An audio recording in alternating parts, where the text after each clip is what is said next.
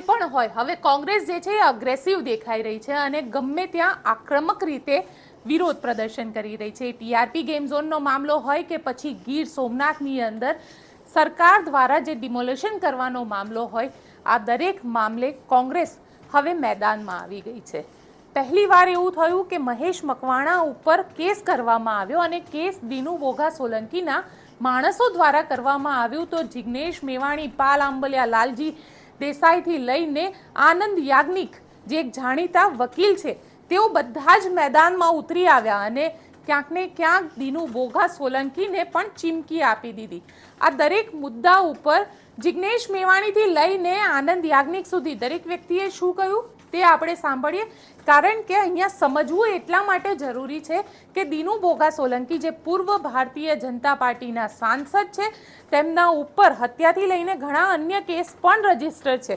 તેવામાં જિગ્નેશ મેવાણી હોય કે આનંદ યાજ્ઞિક હોય, પોલીસ અને સરકાર કઈ રીતે ભારતીય જનતા પાર્ટીના નેતાઓ સાથે મળીને કામ કરી રહી છે તેના શ્રેષ્ઠ ઉદાહરણો પણ આપ્યા. સાંભળીએ જિગ્નેશ મેવાણીથી લઈને આનંદ યાજ્ઞિક સુધી. ગીર સોમનાથ કલેક્ટર તંત્ર માટેનું લેસન છે. આ લેસન મને કોઈકે મોકલી આપ્યું છે.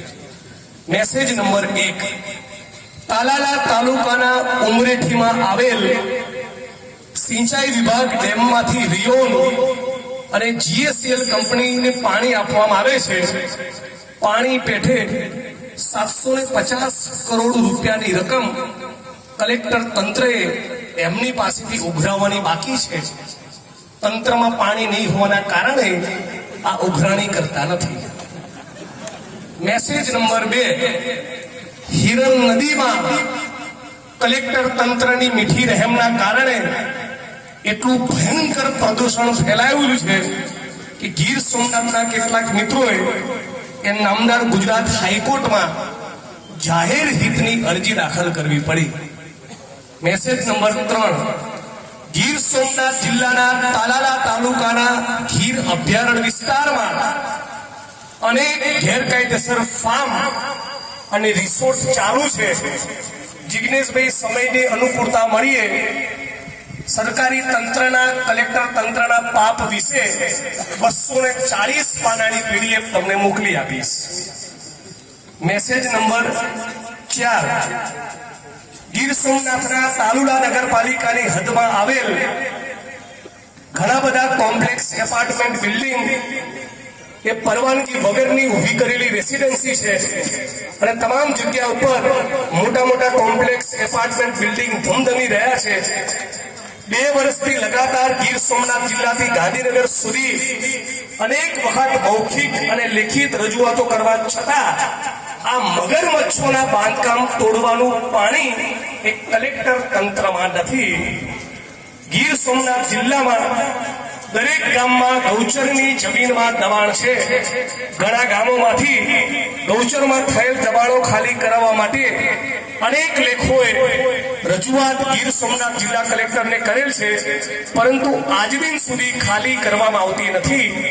અને સૂત્રાપાડા તાલુકાના લોઢવા અને પાદરુકા ગામમાંથી ગૌચરની જમીન ખાલી કરીને જીએસસીએલ કંપનીને 500 વીઘા જમીન આપી દેવામાં આવી છે. કલેક્ટર તંત્રમાં પાણી હોય તો આ પણ ખુલ્લું કરીને બતાવે. અને મેસેજ નંબર 6, ગીર સોમનાથ જિલ્લામાં ચાલતી ઘણી બધી કંપનીઓ લાઇમસ્ટોનની લીજોમાંથી ખનીજ કાઢી રહ્યા છે.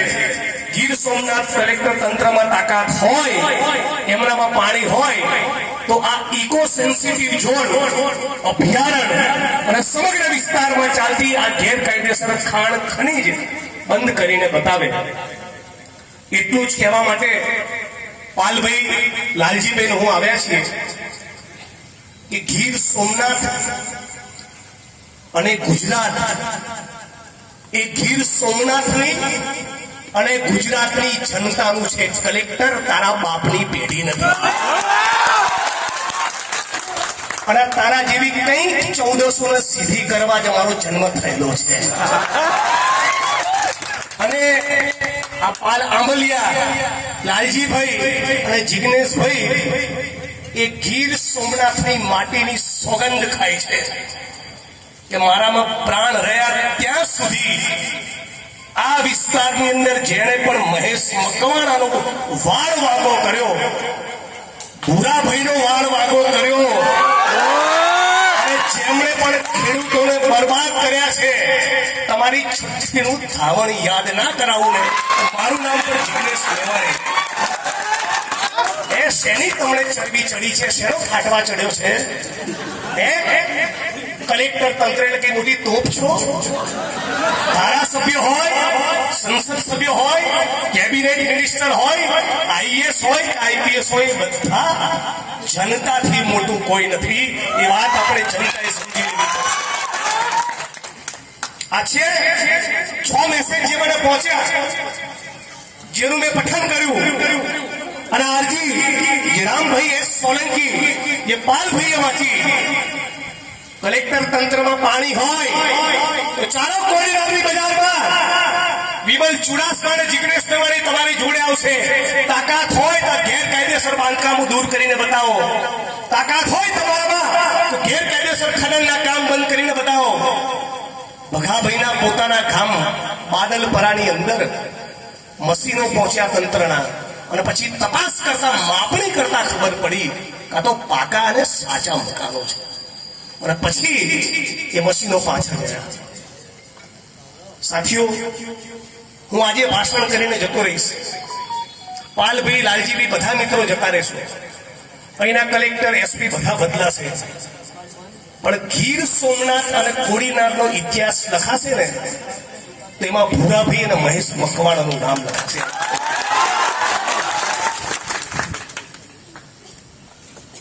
અને એટલું પણ કહું, પેલા 302 ના આરોપીને કે આરોપી નંબર 1 અને તારો ભત્રીજો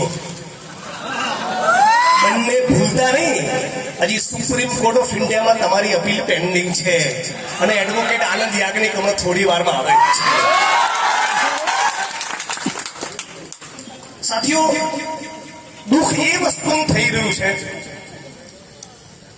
કે એસપીની ચેમ્બરમાં કોઈ બુટલેગર આરોપી તરીકે જાય અને કેવી રીતે ઉભો રહે, એવી રીતે વિમલભાઈ ચુડાસમાને હું કોઈ કેબિનેટ મંત્રીના ત્યાં જનતાનું કામ લઈને ગયા હોય ત્યારે કલેક્ટરો એવી રીતે ચાપલુસી કરવા માટે ઉભા હોય છે. એમની કોઈ તાકાત નથી. ગરીબ માણસના તમે મકાન તોડ્યા, કારડિયા રાજપૂત સમાજના તમે મકાન તોડ્યા, હવે દલિત અને મુસ્લિમ સમાજના મકાન તોડ્યા, હવે આહિર અને કોળી સમાજના મકાન તોડ્યા. તમારા તાકાત હોય તો આજે લિસ્ટ વાંચ્યું ને, એમાંથી એક બિલ્ડિંગ તમે તોડીને બતાવો. એક મારી તમને ચેલેન્જ છે. આજે ગરીબ માણસના મકાન તોડવા તો બહુ આસાન છે. અગ્નિકાંડમાં નાની માછલીની ધરપકડ કરવી એ બહુ આસાન છે, પણ ભડવીર તો એને કહેવાય કોઈ કેબિનેટ મિનિસ્ટરના દીકરાનું ગેરકાયદેસર મકાન હોય અને એની પર બુલડોઝર તોડે, એની પર બુલડોઝર ફેરવે, તો હું ગીર સોમનાથની ધરતીમાંથી કલેક્ટર અને એસપીને હું સલામ કરું કે વાહ દોસ્ત, વાહ તારામાં પાણી છે.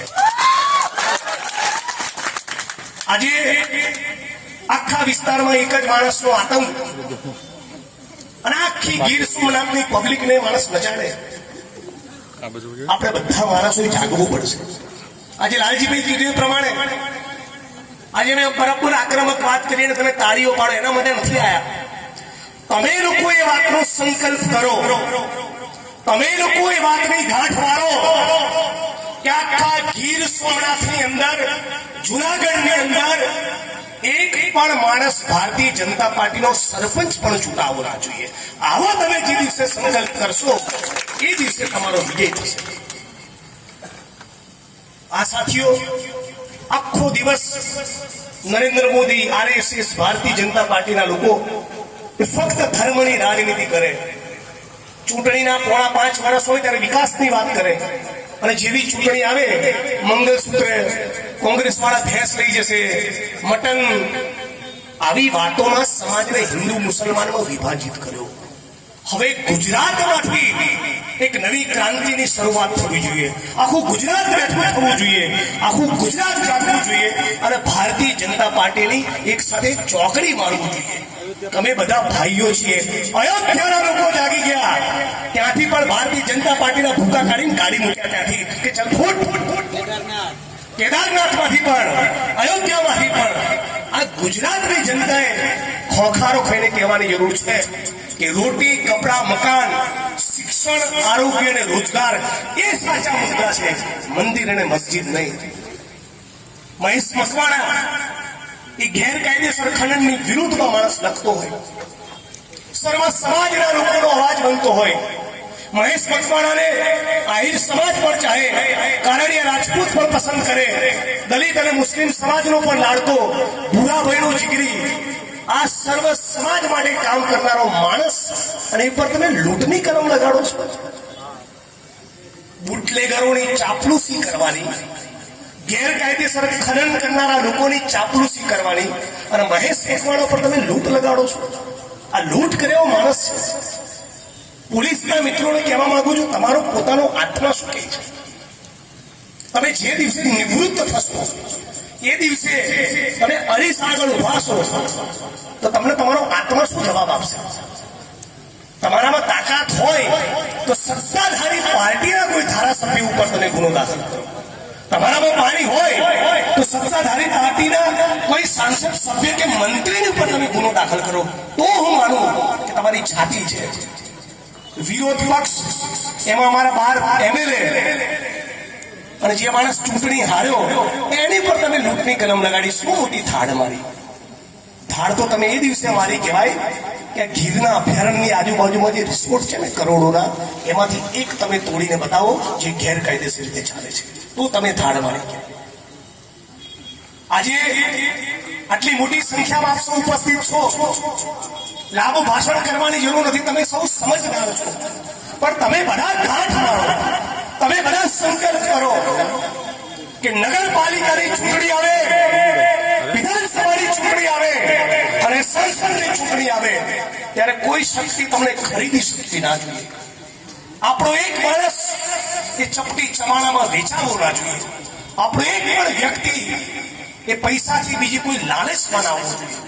આજે ભાઈ વિમલભાઈએ વાત કરી, મીઠાઈના ડબ્બા કલેક્ટર તંત્ર સુધી પહોંચે છે, ડેપ્યુટી કલેક્ટર સુધી પહોંચે છે. બધું જ અમારા મનમાં છે. અહીંયા જિલ્લા કલેક્ટર તંત્રમાં કોણે કોણે દાદાગીરી કરી, કોના મકાનો પાડ્યા, કોની હોટલો તોડી, કોની દુકાન તોડી, પશુઓના ધારિયા તમે રહેવા નથી દીધા. તમારી દાદાગીરી તો વિચારો. એટલે હે ગીર સોમનાથ કોડીનારની જનતા, હે બધા યુવાન મિત્રો, તાકાત તમારી છે. વિમલભાઈને અમારી કોઈ તાકાત નથી. તમે છો તો વિમલભાઈ ધારાસભ્ય છે, તમે છો તો જિગ્નેશભાઈ ધારાસભ્ય છે, તમે છો તો હીરાભાઈ કાલુડીની ચૂંટણી જીતવાના. જનતાથી મોટું કોઈ નથી. અને એટલા માટે તમે અમારી ઉપરની તમારી પોતાની શક્તિ, તમારી પોતાની તાકાતને તમે ઓળખો. આખો ગીર સોમનાથ જિલ્લો એક થઈ જાય, 20,000 લોકોની રેલી કરો, એક યાત્રા કરો, કોઈ મોટા નેતાને બોલાવવાની જરૂર નથી. તમે બધા જ નેતા છો. તો હું નથી માનતો તમારા ઘરનો કાંકરો પણ કોઈ ખેરવી શકે. એ સંકલ્પ તમારે કરવાનો છે. અમે તો છીએ તમારી જોડે. તમારા માટે મીડિયામાં બાઇટ પણ આપીશું, તમારા માટે પત્ર પણ લખીશું, તમારા માટે અનશન કરવું છે તો અનશન પણ કરીશું. પણ મૂળ લડાઈ તમારે લડવાની છે. અમે તમારા ટેકેદાર છીએ, તમારા સાથ આપનારા તમારા ભાઈઓ છીએ, તમારા સમર્થક છીએ. પણ મૂળ અસલી લડાઈ એ તમારે બધાએ લડવાની છે. અને આપણે 2027ની ચૂંટણીમાં નવી સરકાર બનવાની છે. તૈયાર થઈ જજો. કાઢો આખા ગીર સોમનાથમાં જેટલું પણ ગેરકાયદેસર ખનન થાય, જ્યાં પણ ડ્રગ્સ મળતું હોય એની યાદી મને પહોંચાડો ત્યારથી. જ્યાં પણ દારૂના જુગાર નડ્ડા ચાલતા હોય એનું લિસ્ટ બનાવવાનું શરૂ કરો. અમને પરસો પાડવાનું ચાલુ કરી દઈએ. ના શું આ રાડ પાડી જવા જોઈએ તમારાથી, ખાલી નેતાઓના લીધે નહીં. તમારી પોતાની શક્તિને નહીં ઓળખો તો કોઈ નેતા તમને નહીં બચાવે. તમે જ નેતા છો, તમે જનતા જનાર્દન છો. નેતાથી મોટું કોઈ નથી. આખા ગીર સોમનાથનો કારડિયા રાજપૂત, આખા ગીર સોમનાથનો આહિર સમાજ, આખા ગીર સોમનાથનો દલિત મુસ્લિમ કોળી પટેલના માલધારી, આ તમે બધા એક થઈ જાઓ. ઓલા કલેક્ટર ફલેક્ટરમાં ચણા મમરાઈ ના આવે. એટલે શક્તિ તમારી ઓળખો. આટલા બધા મુદ્દા કેમ કલેક્ટર તંત્રની તાકાત નથી અમે કામ કરવાની? મને એક મિત્રએ કહ્યું એટલા માટે જિગ્નેશભાઈ તાકાત નથી કે થોડા દિવસ પહેલા ભારતીય જનતા પાર્ટીના એક મંત્રીના પુત્ર એ રાશનના કૌભાંડમાં પકડાયા અને એમાં કલેક્ટર તંત્રે 85 લાખનો તોડ કર્યો છે. પછી તમારામાં શું ઓકાત હોય? 85 લાખ રૂપિયાનો તોડ એ રાશનના કૌભાંડને દબાવવા માટે કર્યો છે. નિયમિત તમે ગેરકાયદેસર ચાલતા ખાણ ખનીજના અડ્ડામાંથી લાખોની કરોડની તમે નોટ બનાવતા હોય.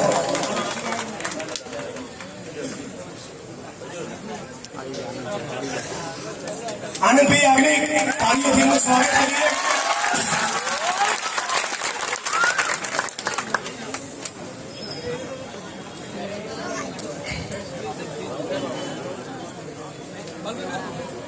આનંદભાઈ માટે જબરદસ્ત તાળીઓનો આવકાર થઈ જાય. આપણા માટે આનંદનો વિષય છે કે આનંદ આપણે જોડે.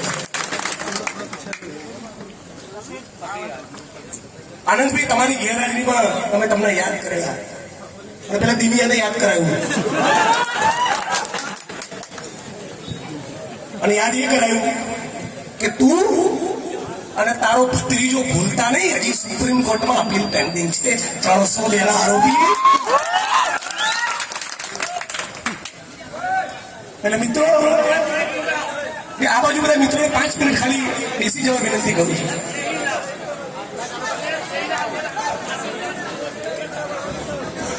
જિગ્નેશભાઈ, અમે તળપદી ભાષામાં દીનુને પપ્પી કહીએ છીએ. અમે તળપદી ભાષામાં દીનુને કહીએ છીએ પપ્પી. અને હજી સુપ્રીમ કોર્ટે એને આપે સાથ કર્યું, પપ્પી કરવાની બાકી છે.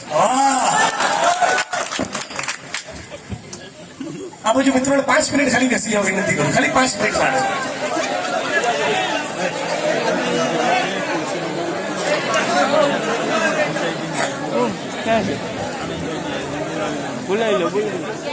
તમારે ત્યાં કોઈ ભેટાળી ગામ છે?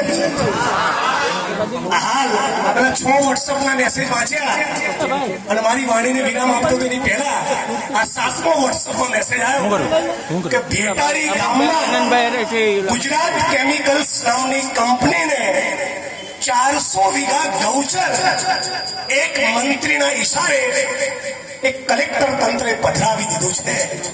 ગીર સોમનાથ કલેક્ટર અને ચેલેન્જ, ત્યાં તારામાં પાણી હોય તો ગૌચર એ સરકારી હેડે પાછું લઈને બતાય એટલે ખબર પડે. સાથીઓ, ગરીબ માણસના જે મકાનો તોડ્યા ને, ગુસ્સો એના માટે છે. મહેશ મકવાણા માટે તમે લૂંટની કલમ લગાડી 5000 વોટ પ્લસ થઈ ગયા. નેતાઓ જેલમાં જાય ને એ તો અમારા માટે પ્રસાદી કહેવાય. મારી આ વખતે વડગામમાં સીટ થોડી જોખમમાં મુકાઈ ગઈ હતી. હું ખૂબ હૃદયપૂર્વકનો આભાર માનું છું આસામની પોલીસનો. 2500 કિલોમીટર દૂર મારી સામે એફઆઈઆર કરી અજાણો બહુ ટાઈટ થઈ ગયા મારા વડગામના લોકો. 5000 વોટે જીતી ગયો. પુષ્પાબેન ચિંતા ના કરતા, તમારા ઘરે મચ્છી બી ખાઈશ, ઝીંગા બી ખાઈશ. અને મહેશભાઈના 5000 વોટ આજે પાકા થઈ ગયા. પણ જતા જતા એટલું કહેતો જઉં છું, વ્યક્તિગત અમારી કોઈની સામે દુશ્મની નથી. સર્વ સમાજના લોકો એ વોટ આપે ત્યારે જ કોઈ માણસ સંસદ સભ્ય, ધારાસભ્ય કે તાલુકા જિલ્લા પંચાયતનો પ્રમુખ બનતો હોય છે. અને એ જ પ્રમાણે ધારાસભ્ય, સંસદ સભ્યની જવાબદારી એ સર્વ સમાજના લોકોને ચાલવાની છે. 2017ની ચૂંટણીમાં મારા વિધાનસભા વડગામમાં જે ભારતીય જનતા પાર્ટીના ઉમેદવારને મેં ચૂંટણીમાં હરાયા, એના માણસો ચૂંટણી દરમિયાન મને હરાવવાની કોશિશ તો કરી હશે કે નહીં કરી હોય. મારી વિરુદ્ધ મતદાન કરાવ્યું હશે, મને ચૂંટણીમાં પાડવાની કોશિશ કરી હશે. પણ એકવાર હું ચૂંટણી જીતી જાઉં અને પછી ધારાસભ્ય ખાલી મને મત આપનારા લોકોનો નથી રહેતો, સમગ્ર વડગામનો ધારાસભ્ય બનું છું. જ્યારે આજે કોડીનાર મુકામે આવવાનું થયું ત્યારે જ્યારની આ ચૂંટણી પૂરી થઈ છે ત્યારનું ગીર સોમનાથના કલેક્ટર દ્વારા ગીર સોમનાથ જિલ્લાની જે પબ્લિક છે એ શાંતિથી રહેતી હતી, ભાઈચારાથી રહેતી હતી અને વર્ષોથી ભાઈચારાથી રહેતી હતી. અને આજે એ સમયેથી તમને ખ્યાલ નહીં હોય કે એમને પહેલા આગેવાનોને બોલાવ્યા, સમજાવ્યા કે આ મંદિર છે, આ મસ્જિદ છે, આ દરગાહ છે, એની સાઈડની દિવાલો નડે છે એટલે પાડી નાખશું, બાકી અમે કઈ એમાં હટશું નહીં એવી વાતો કરી. નાના નાના મંદિર પાડી નાખ્યા, નાના નાના મસ્જિદ પાડી નાખ્યા, નાની નાની દરગાહ પાડી નાખી. વાત કરી આવી રીતે ને રાત્રે જઈને આવી રીતે પાડી નાખેલી છે. આ ગીર સોમનાથમાં થયેલું છે અને એના કારણે આપણો ભાઈચારો તોડવાની કોશિશ કરી છે. આની પહેલા પણ ઘણા અધિકારીઓ હતા, એની આવી રીતે કર્યું હતું અને ગીર સોમનાથમાં ભાઈચારાથી હિન્દુ મુસ્લિમ રહેતા હતા અને ઘણીવાર દંગા પણ થયા છે અને ઘણા આપણા લોકોએ આપણા વ્યક્તિઓને ગુમાવ્યા છે. આજે આ કલેક્ટરે આ કામ કર્યું છે કે ગીર સોમનાથના હિન્દુ મુસ્લિમની ભાઈચારા તોડવાનું કામ કર્યું છે. જ્યારે એક મીટિંગ હતી, હમણાં જ્યારે આયોજનની મીટિંગ હતી ત્યારે હું મીટિંગમાં ગયેલો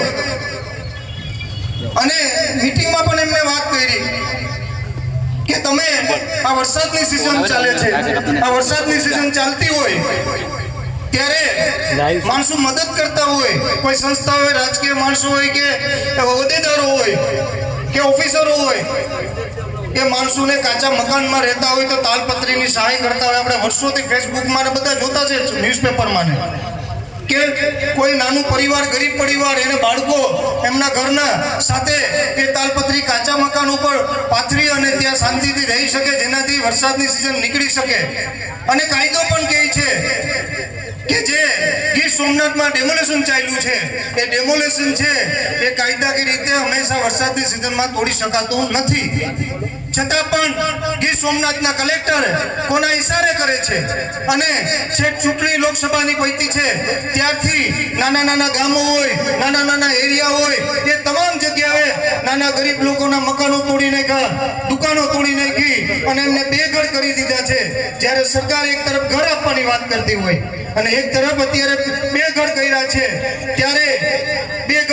છે, ત્યારે ખાસ કરીને હું કહીશ, ચોક્કસ રીતે કહીશ કે તમે જ્યારે આ બધું તોડતા ત્યારે મેં કલેક્ટરને જાહેરમાં કીધું, આ મંચ ઉપરથી જાહેરમાં કલેક્ટરને કહું છું કે સાંભળીને જો તમે એવું નહીં સમજતા કે તમને કોઈ કહેવા વાળા નથી.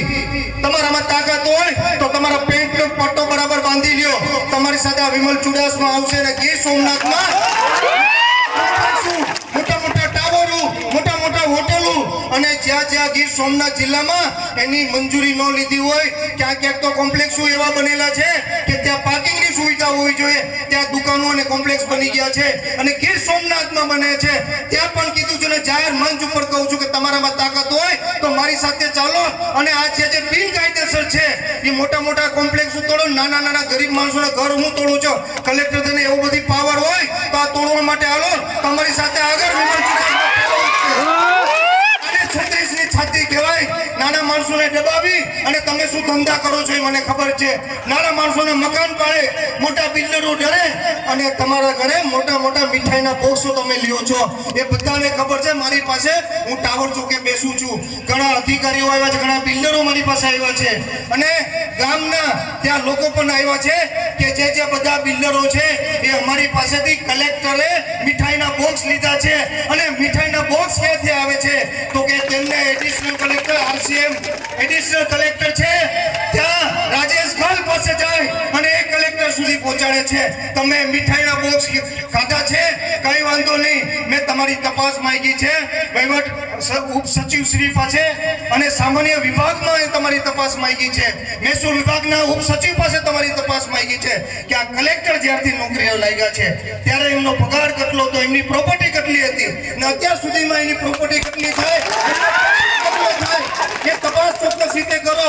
અને એની CBI ની તપાસ મેં માંગી છે, CBI પ્લસ ACB તપાસ માંગી છે કે એનો તપાસ કરાવો અને તપાસ કરશો તો મને વિશ્વાસ છે ચોક્કસ રીતે સાચી તપાસ થશે તો રાજકોટ અગ્નિકાંડ જેવા કોઈના ઓફિસમાંથી સોનાના દાગીના નીકળશે, ફાઇલો નીકળશે, હોટલોના કાગળિયા નીકળશે, પેટ્રોલ પંપના કાગળિયા નીકળશે, 5 સ્ટાર હોટલો પોતાના નામે નીકળશે અને ચોક્કસ રીતે તપાસ થાય. એના માટે મેં એક પત્ર લખ્યો છે અને જરૂર પડશે તો હું ને જિગ્નેશભાઈ બે વિધાનસભામાં પણ લડશું. ત્યારે ફરી આ મંચ ઉપર કહું છું, હજી પણ કલેક્ટરને જાહેર ઉપર કહું છું, તમારામાં તાકાત હોય તો આવજો મારી સાથે, પણ ગરીબ માણસોને હેરાન કરવાનું બંધ કરી દેજો.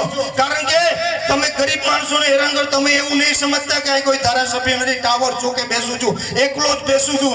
જ્યારે જરૂર પડશે તો મારા પ્રજા માટે એ લડવાની મારી તૈયારી છે. બોલ્યા પછી ફેરફાર થતો નથી. વિમલને ક્યારે રિવર્સ ગેર લાગતું નથી ને લાગવાનું પણ નથી. ચોક્કસ રીતે વાત કરીશ. અને જ્યારે પણ ટાવર ચોકે કંઈ પણ કામ હોય, આ જિલ્લાને હોય કે સૌરાષ્ટ્રનો એક ધારાસભ્ય છું, પણ કહેવાને એકલો જ કાપી છું. કચ્છનું પણ કચ્છ અને સૌરાષ્ટ્રનો એક જ ધારાસભ્ય છું, એકલો જ કાપી છું. ક્યારે પણ જરૂર પડે અવશ્ય મને યાદ કરજો. અને જ્યારે જેના માટે આવ્યા છે ત્યારે ચોક્કસ રીતે વાત કરીશ કે લૂંટની ફરિયાદ થઈ છે. એ લૂંટની ફરિયાદ મહેશભાઈ મકવાણા ઉપર થઈ છે. તે દલિત સમાજમાંથી આવે છે. રમેશભાઈ ચુડાસમા જે કોળી સમાજમાંથી આવે છે. હરેશભાઈ દમણિયા જે કોળી સમાજમાંથી આવે છે. રફીકભાઈ જે મુસ્લિમ સમાજમાંથી આવે છે. અને મુનાફભાઈ એ પણ મુસ્લિમ સમાજમાંથી આવે છે. મારી પોલીસ તંત્રને ચોક્કસ રીતે હું કહું છું અને તમને ચોક્કસ રીતે વાત કરું છું પોલીસ તંત્રને કે તમે ત્યાંના સીસીટીવી ચેક કરી અને સીસીટીવીના ચેકમાં ક્યાંય પણ આ લોકો લૂંટ કરેલી હોય તો અમે તમને રોકશું નહીં, પણ લૂંટ ન કરી હોય તો એની તપાસમાં ચોક્કસ રીતે આપને એ નામ કાઢવું પડશે. એ ચોક્કસ રીતે આપને અહીંથી મંચના માધ્યમથી કહેવા માંગુ છું. અને હંમેશા સાચાની લડાઈ હોય છે અને સાચાની લડાઈમાં હંમેશા સત્યની જીત થતી હોય છે. કારણ કે હું આ મહેશભાઈને ઓળખું છું પણ રમેશભાઈને પણ ઓળખું છું. આ બધા રમેશભાઈ છે તો હું તો સમૂહ લગ્નમાં આવતો હોય છે. 1111 દીકરીઓનો સમૂહ લગ્ન કર્યા છે અને તમામ લોકોને ઓળખું છું. અને ચોક્કસ રીતે જે તેમને ગુનો કર્યો તો અમે ચોક્કસ રીતે ના નહીં પડીએ, પણ લૂંટ તો ન કરી શકે. અને લૂંટ ન કરી શકે ત્યારે ચોક્કસ રીતે આપને તપાસ કરવી પડશે, નામ કાઢવું પડશે. છતાંય વધારે વાત ન કરું. આપને પણ ક્યારે પણ આપના વિમલની જરૂર પડે તો આપણે સારા સમયમાં ના આવું તો કંઈ નહીં, પણ આપને જરૂર પડશે ત્યારે 108ની સ્પીડ કરતાં પણ વધારે આપની વચ્ચે આપ સૌનો ખૂબ ખૂબ આભાર. કોડીનારના મિત્રોની સેવા જ્યારે જ્યારે નીરુ બોગા સોલંકી એમને હેરાન કરે ત્યારે કરવાનો પ્રતિબદ્ધતા જાહેર કરું છું. કામ નંબર 1. કામ નંબર 2, જ્યારે જ્યારે મહેશ જેવા માણસોને જેલની પાછળ ખોટી એફઆઈઆર કરીને ઉપરનો આદેશ છે એમ કરીને મોકલવામાં આવે છે ત્યારે ફક્ત મહેશ નહીં, બીજા કોઈ પણ સામાન્ય મહેશને માટે પણ હું લડવા માટેની પ્રતિબદ્ધતા જાહેર કરું છું. કામ નંબર 3, કે અહીંયા જે આ ગુનાઓની હારમાળા ચાલુ છે અને એનુંને કારણે પોલીસ સ્ટેશનની અંદર જે એફઆઈઆર નોંધાઈ છે 2003ની અંદર ભારતની સંસદની અંદર એ વખતના ડેપ્યુટી પ્રાઇમ મિનિસ્ટર અડવાણી સાહેબે કહ્યું હતું અને રિપોર્ટ મોકલ્યો તો ગુજરાતના પોલીસ મહાનિર્દેશકે કે નીરુ બોગા સોલંકીને કારણે કોડીનાર પોલીસ સ્ટેશનની અંદર એક પણ પોલીસને કામ કરવાની સ્વતંત્રતા નથી. એ જે ઈચ્છે તે પ્રમાણે એફઆઈઆર કરાવે છે, એ ઈચ્છે તે પ્રમાણે છોડાવડાવે છે અને એ પોતાના બિઝનેસ રાઇવલથી માંડીને બધાની સામે કરાવડાવે છે. આજે પણ મહેશની સામે 2024માં 21 વર્ષે એ આપણે કથન જે ભારતના પ્રધાનમંત્રી જે કહ્યું હતું તે સાચું છે અને આ અટકાવવાનો પ્રયત્ન કરવાનો છે. ત્રીજું કામ સુપ્રીમ કોર્ટમાં જઈ અને આ પપ્પી અને પપ્પુને સજા પાછી અવડાવવાની, ત્યાં સુધી અમે જંપવાના નથી. જય હિન્દ. બધાને સાંભળ્યા?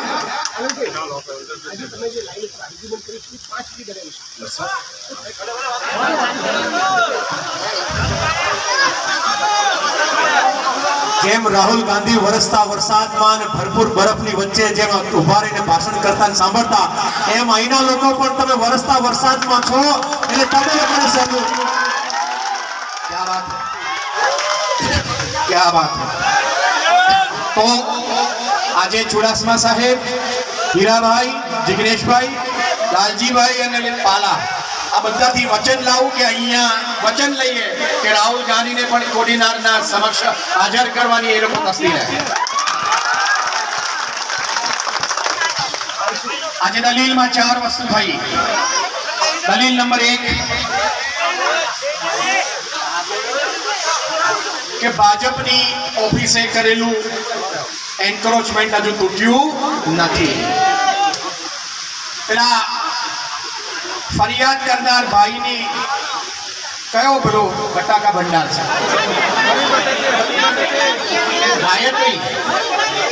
ગાયત્રી આલુ ભંડાર ને ભાભી? હા, એ આલુ ભંડાર ની અંદર પણ હજુ સુધી પોટલો તૂટ્યો નથી. કેમ? કારણ કે દીનુ બોઘાના મિત્ર છો એટલા માટે. તો મારે એ મામલતદારને કહેવાનું કે ફરિયાદ નોંધાવવા માટે શુરો છે. ભારતના સંવિધાન લીધા પછી આ સામાન્ય નહીં પણ અસામાન્ય માણસોની સામે પગલાં લેવા માટે પણ શુરો થા. આ તારી દ્વૈત નીતિ છે ને એ બધા જુએ છે. કોડીનાર પોલીસ તો લાચાર છે. બધા કાનમાં આવીને મને કહી જાય છે કે સાહેબ આ તમે બોલો છો સાચું, પણ વર્દીમાં હોય છે ત્યારેથી મર્યાદા હોય છે. એટલે કોડીનાર પોલીસનો હું સૌથી મોટો મિત્ર. અને યાદ રાખજો, કોડીનાર પોલીસની અંદર હું ક્યારેય પોલીસની સામે આક્ષેપ કરતા પહેલા 2 વખત વિચાર કરીશ, કારણ કે એમની ઉપર જે ભાર છે એની મને સમજ પડે છે. એટલે એમને માટે મારે કોઈ આક્ષેપો નથી. પોલીસ, કોડીનાર પોલીસની જય હો. ખોટી પણ FIR માં અને સાચી પણ. પણ આ આલુ ભંડારમાં વિઠલાણી સાહેબનું સરકારી મકાનની અંદરનું પણ એન્ક્રોચમેન્ટ તૂટ્યું નથી. ભાજપના ઓટલા તૂટ્યા નથી. મામલતદાર સાહેબે અંદર એવું લખ્યું છે FIR માં પોતાની કે તો સ્વેચ્છાએ કાઢતા હતા અને મેં વચ્ચે આવ્યા બધા. અલ્યા સ્વેચ્છાએ જો કાઢી નાખ્યું તો અત્યારે 7 દિવસ પછી પાછું આવ્યું કે પછી તૂટ્યું જ નતું. જુઠ્ઠું બોલવાનું બંધ કરો. મામલતદાર સાહેબ એક્ઝિક્યુટિવ મેજિસ્ટ્રેટ છો, તમારી પાસે એક સત્તા છે. બંધ કરો, માફ કરો. અને આવતીકાલથી બીજેપીની ઓફિસ અને પેલો આલુ ભંડાર વિઠલાણી સાહેબનો એમાં જે કામ બાકી છે ને એ પતે નહીં તો ગાંધી ચિંધ્યા જાય સત્યાગ્રહ કરવાની આજે નક્કી કરવું પડે. સાહેબને કહ્યું કે સાહેબ આજે 10 વાગ્યાથી મામલતદાર સાહેબ બીજી આર્ગ્યુમેન્ટ કરી કે 10 વાગ્યાથી મામલતદાર સાહેબ એવું કહે છે કે મહેશ મકવાણા અને પછીના બીજા 5-7 જણા કે સતત અમારી પાછળ 200 જણાની સાથે 10 વાગ્યાથી 1:30 વાગે ફરિયાદ કરે છે. કેટલી વખત સમજાયા તો પણ માને જ નહીં. પાછળ મેં કહ્યું સાહેબ આ 2.5 કલાક તમારી પાછળ આયા તો પછી આપણે આ ચોરીને લૂંટફાટ પેલા વેઠરાણીના ઘરમાં કરે ક્યારે? તમારી મદદથી કે થઈ જ નથી. કે પછી આખરે ઉપરથી ફોન આવ્યો કે 10-15 દિવસ તો રાખો. બીજેપીનો ઓટલો તૂટી ગયો એટલે બીજેપીનું નાક ના રહ્યું. બીજેપીનું નાક અગત્યનું છે કે ભારતના બંધારણની સમાનતાની કલમો અગત્યની છે. બહુ અગત્યની વસ્તુ છે. નામદાર કોર્ટને કહ્યું કે 2013 થી 2024 ની વચ્ચે અનેક FIR મહેશની સામે થઈ છે. એકમાં તલવાર આપી છે, એકની અંદર ભાલો આપ્યો છે, એકમાં છરી આપી છે, એકમાં લોખંડની પાઇપ આપી છે, એકમાં ખંડણી છે, એકમાં 3 તોલું છે. એમાં 3 તોલા સોનું ને 9000 રૂપિયા. સારી 3 તોલા સોનું ને 9000 રૂપિયામાં ક્યાંથી આવે છે? પણ કોઈ આટલી બધી FIR કરી, આટલા બધા આક્ષેપો કર્યા ચોરીને લૂંટફાટના જોડા વિમલભાઈ, પણ આજ સુધી સોનીનું સર્ટિફિકેટ કોઈ ચોરીના આક્ષેપ કરનાર લઈ શક્યો નથી. કાં તો કોડીનારમાં બધા જ સોનીઓ લખ્યા વગર તમને કશું આપે છે, અને કાં તો આક્ષેપો ખોટા છે. અને આ ચાલ્યા જ કરે છે. દરેક FIR ની અંદર નામદાર હાઈકોર્ટ હસતા કહે છે કે આ બધી ચોરીને લૂંટફાટ ફક્ત આખા ગુજરાતમાં એક જ કોડીનાર પોલીસ સ્ટેશનમાં જ થાય છે. હવે મારે કોડીનારની પોલીસને કેવું છે, હવે તો 395 છોડો ભાઈ, બીજી કોઈ નવી સેક્શન લે, એની પાછળ મંડ્યા રહેજો. તો અત્યારે આ સભાની અંદર કેટલા બધા પોલીસો હાજર, સાદા વેશે, ખાખી રમા, LCB, કઈ ને કઈ પોલીસો. નમ્ર વિનંતી કે આ ડાકેતી અને મારા ખિસ્સામાંથી 500 રૂપિયા કાઢ્યા, મારું આપણે લાયસન્સ સર્ટિફિકેટ લઈ લીધું, મારો દોરો અહીંયાથી ઝૂંટવી લીધો. આજે જો સતત છેલ્લા 15-20 વર્ષથી જો કોડીનારમાં દરરોજ જે આ બનતું હોય તો કાયદો અને શાસનની વ્યવસ્થા એ સાવ ખોરવાઈ ચૂકી છે. તો પછી આ સભા કેવી રીતે ના થવી જોઈએ? એટલે પોલીસ સ્ટેશનમાં કશું ખોટું છે કે પોલીસ સ્ટેશનની સાથે સાથે રાજકારણીઓ પણ કશું ખોટું છે કે બંને ભેગા થઈને કશું ખોટું કરે છે? આ FIRમાં ખોટા આક્ષેપો મૂકી દેવા જેથી કરીને બેલ ના મળે, નોન બેલેબલ હોય એટલે 10-10, 15-15, 20-20 દિવસ એમને રાખી શકાય. કેમ? કારણ કે સત્તાની સામે મહેશ અને બીજા બધા લડે છે. તો મહેરબાની કરીને કોડીનારના પોલીસ મિત્રો, જેને માટે મને ખૂબ પ્રેમ છે, બધા ધ્યાન રાખો કે સત્તાનું પરિવર્તન થશે પછી આપણું શું થશે? આપણું એન્ફોર્સમેન્ટ ડિરેક્ટરેટનો દુરુપયોગ, CBI નો દુરુપયોગ, ઇન્કમ ટેક્સનો દુરુપયોગ, કોડીનારની પોલીસનો દુરુપયોગ, ક્યાંક તો અટકવું જોઈએ. દિલ્હીમાં બેઠેલા ફાફડાને જલેબી કરે અને અહીંયા આપણો બેઠેલો પપ્પી કરે, તો ફરક શું છે? હે? હવે કોડીનાર પોલીસ સ્ટેશને આ ખોટી ફરિયાદો, અને ફરિયાદો ભલે સાચી હોય પણ તેમાં જે ખોટા આક્ષેપો મુકાય છે ને તહોમતદારોને 2-5 દિવસ વધારે રાખવા માટે, એ બંધ થવું જોઈએ. હવે થાક્યા, અમે પણ હસીએ છીએ. એવું છે તો તમે કેમ અટકતા હતા? ચોથી દલીલ નામદાર કોર્ટને કરી કે સાહેબ આ શું ચાલે છે કે પીઆઈ ની હાજરીમાં, ડેપ્યુટી કલેક્ટરની હાજરીમાં, મામલતદાર સાહેબ અને મ્યુનિસિપાલિટીના આખા સ્ટાફની હાજરીમાં અને 40 પોલીસો, જેમાં 2 પીએસઆઈ, 3 હેડ કોન્સ્ટેબલ અને બાકીના પોલીસો, આટલા બધાની હાજરીની અંદર રફીક સલોત, અમારો રમેશ અને પેલો દમણિયા અને મહેશ છે તે વિઠલાણીના ખિસ્સામાંથી 500 ની પેલી આમ આખી લગડી બહાર કાઢે એટલે વિઠલાણી આમ મૂકીને આવ્યો હતો. હા, અને વિઠલાણી જુનિયરના એમાંથી 3 તોલા શરૂ થાય છે, 4 નથી થતું ને 2.5 નથી. હસવું આવે છે મને. હું બધી એફઆઈઆર લઈને આવ્યો છું 11 થી 12. આ બધાની અંદર આ જ છે, પૈસા લઈ લીધા, આ એફઆઈઆર. હવે તો કઈક નવી સ્ટોરી કરો. પોલીસ તંત્રની અંદર પણ વધારે ભણેલા ગણેલા પોલીસો આવે છે, કશું નવું કરો ભાઈ. કશું તો નવું કરો.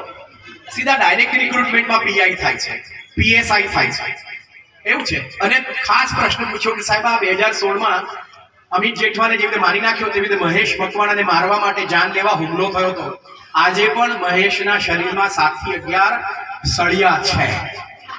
અનેક ઓપરેશનો પછી પણ એ માણસ જીવતો છે, અનેક મહિનાઓ પછી પણ જીવતો છે. અમિત જેઠવા ઉપરથી એને આશીર્વાદ આપે છે કે તને તો ઉપર નહીં બોલાવું જ્યાં સુધી જીનનું પપ્પી પૂરું ના થાય. મેં કહ્યું સાહેબ અમને તો 2 પોલીસ પદોનું રક્ષણ છે, મને પણ રક્ષણ છે. આ 2 પોલીસોની હાજરીમાં મહેશ મકવાણા અને રફીક સલોત છે તે આ ડેકેટી કરવાના. એટલે 2 પેલા પોલીસની હાજરીમાં કે ચાલો સોનાની ચેન કાઢો, 500 રૂપિયાની લગડી કાઢો અને હું તમારું રક્ષણ આપું, તમે કશું બોલતા નહીં. કોડીનાર પોલીસ સ્ટેશને એ 2 પોલીસ કર્મચારીઓનું હજુ સુધી સ્ટેટમેન્ટ લીધું નથી. ક્યાંથી લે? સારું, ખાવાનું કેવી રીતે હજમ થાય પોલીસ ક્વાર્ટર્સમાં પાછા ગયા પછી? આવું ખોટું લખ્યા પછી કોઈ ક્યાંક તો કોઈક હૃદય હશે, વેદના સંવેદના હશે. ખાખી વેશમાં મારા ભારતના નાગરિકો જે દબાણમાં કામ કરે છે, હાથ જોડીને નમ્ર વિનંતી કરું કે દિનોના કહેવાને કારણે, ઉપરથી પ્રેશર આવવાને કારણે ક્યારેક તો અટકવું જોઈએ. ઉપર તો ભગવાનનું પ્રેશર હોય, ઉપર તો સંવિધાનનું પ્રેશર હોય, ઉપર તો કાયદો અને શાસનનું પ્રેશર હોય. આ પ્રેશરને કારણે ક્યાં સુધી અમને નથી સમજ પડતું. હવે હસીએ છીએ. પહેલા તો રડતા હતા, દુઃખી થતા હતા, ગુસ્સો આવતો હતો, હવે હસવું આવે છે, કારણ કે મોક્ષ પ્રાપ્ત કરવાનો સમય આવી ગયો છે. એટલે નામદાર કોર્ટને કહ્યું સાહેબ અમને છોડવામાં આવે, આક્ષેપો ખોટા છે. અને હજુ સુધી ચાકુને છુરી જે મારી હતી વિઠલાણીને, એમાં વિઠલાણી સરકારી હોસ્પિટલમાં તો ગયા જ નથી, બધા વાળા હોસ્પિટલમાં જાય, શુગર ફેક્ટરી સાથે સંકળાય. અને આ વાળા હોસ્પિટલમાં બધા ડોક્ટરો આ લોકોને ખાસ ખોટા સર્ટિફિકેટ આપે. આ લોકો જેલમાં હતા ને બધા, ત્યારે પણ ખોટા સર્ટિફિકેટ લઈને પેરોલને ફરવા માટે પ્રયત્ન કરતા હતા. અનેક વખત ગુજરાત હાઈકોર્ટે કહ્યું કે આ વાળા હોસ્પિટલની અંદરના સર્ટિફિકેટો વિશે માનવું અઘરું છે. મેં કહ્યું સાહેબ આ સરકારી હોસ્પિટલ તો બાજુમાં છે, કેમ નથી જતા? કારણ કે ત્યાં ખોટા સર્ટિફિકેટો મળે નહીં. મેં એમને ફરી 11-12 એફઆઈઆર વંચાઈ. સાહેબ વાળા હોસ્પિટલ 3 તોલા સોનું, આ ફલાણું ઢેકણું, અને પાછી કોણ એમ તો ફરિયાદીની અંદર બધી જગ્યાએ સુભાષ હાજર આવે. સુભાષ ટોડિયા. એટલે તું નવરો છે કે વેવાઈ છે? માનસિંહ રાઠોડ એવા 4-5 નમૂનાઓ છે, બધી વસ્તુ હાજર હોય. એટલે મને સમજ જ નથી પડતું કે કેટલા માયકાંગલા કે દરેક વખતે ગુનો થયો હોય ત્યાં હાજર હોય પણ કશું કરી શકતા નથી. જુદી રીતે આપણે એમને જોઈએ તો સુભાષભાઈ, માનસિંહ, આ બધા દિનોના સાથીઓ, પપ્પીની સાથેના ટટ્ટા પટ્ટા હતા. તમને નથી શરમ આવતી? તમે રોકી નથી શકતા એક મહેશ મકવાણા નામના 5 ફૂટ 6 ઇંચના માણસ? દરેક વખતે તમે કહો છો ને, સોનું લઈ લીધું, રૂપિયો લઈ લીધો, આ લઈ લીધું, ઢીક્કું પાટું માર્યું, તલવાર મારી, હલ્લો માર્યું, શું માર્યું?